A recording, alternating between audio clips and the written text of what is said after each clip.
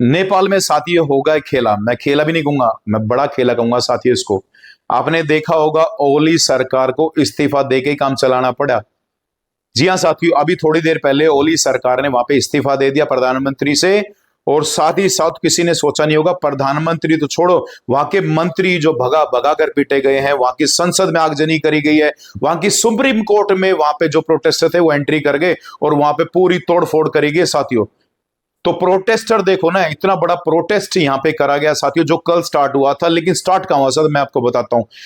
हुआ क्या, नेपाल गवर्नमेंट ने 26 ऐसी ऐपें जो बंद करी थी। वहां पे लोग पब्लिक ये कह रहे थे कि इन ऐप को बंद करने की जरूरत नहीं है, जिनमें थी व्हाट्सअप था, उसमें यूट्यूब थी, फेसबुक था साथियों।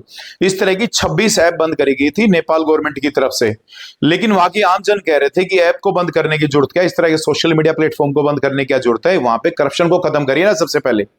यानी आम जन की सबसे बड़ी क्या थी, जो एक सबसे जो वो कहना चाहते थे अपनी एक आवाज में कि वहां पे सबसे ज्यादा करप्शन चार्जेस हैं। यानी करप्शन बहुत बड़े लेवल पे फैल चुका है, तो करप्शन को ठीक करिए ना कि सोशल मीडिया को आप बंद करिए। तो सरकार ने क्या किया, सोशल मीडिया को ही बंद कर दिया वहां पे।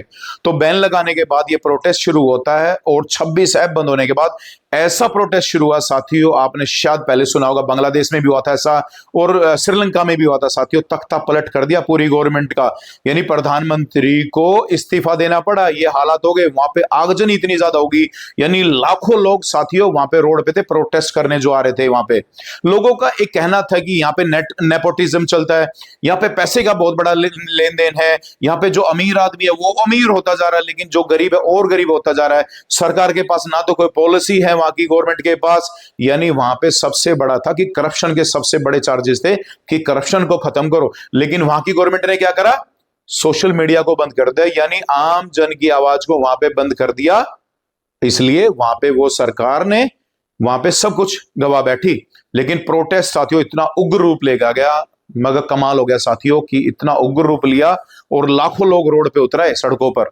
और वहां पे जो हुआ आपने न्यूज चैनल में देखा ही होगा साथियों, वहां पे बहुत आगजनी हुई। यानी कम से कम 80 बच्चों को, मैं कहूंगा 80 प्रोटेस्टर्स को गोली मारी गई थी वहां पे। लेकिन कुछ एक की तो 8-10 की तो सुनने में आ रहा है वहां पे डेथ भी हो गई साथियों।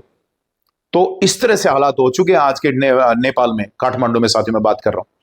तो हम चाहते हैं जल्दी से जल्दी ये चीजें ठीक हो जाएं और नॉर्मलाइज हो जाए चीजें, और आम जन के लिए सब सुविधाएं दोबारा से शुरू हो जाएं, ताकि इस तरह का प्रोटेस्ट या इस तरह की एक कहते हैं ना, एक आमने सामने गवर्नमेंट का और आम जन का आना बिल्कुल भी ठीक नहीं साथियों किसी भी डेमोक्रेसी के लिए। तो हम चाहते हैं जल्दी से जल्दी ये चीजें ठीक हो जाए और बिल्कुल नॉर्मलाइज हो जाए। जय श्री राम।